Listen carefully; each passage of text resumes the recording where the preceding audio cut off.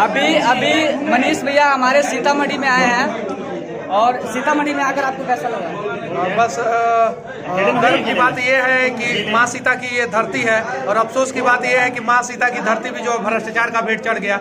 यहाँ पे रीगा चीनी मिल जो है वो अभी बंद होने के कगार पे है और मतलब कि यहाँ पे राम मंदिर के तर्ज पे जो है माँ सीता का मंदिर भी नहीं बन रहा है। तो ये दोनों चीजें जो है ना कहीं नहीं तो कहीं अफसोसजनक है और दोनों काम होना चाहिए। हम अपने ऐप के माध्यम से भैया आवाज उठाए थे सीतामढ़ी के सीता जी का जो है सबसे बड़ा मंदिर होना चाहिए, जैसे अयोध्या में राम मंदिर है। नहीं, राम मंदिर के तर्ज पे यहाँ पे जो है माँ जानकी का भी मंदिर बनना चाहिए और मैं चाहता हूँ कि बड़ा छोटा नहीं लेकिन राम मंदिर के बराबर कम से कम यहाँ पे मंदिर बने।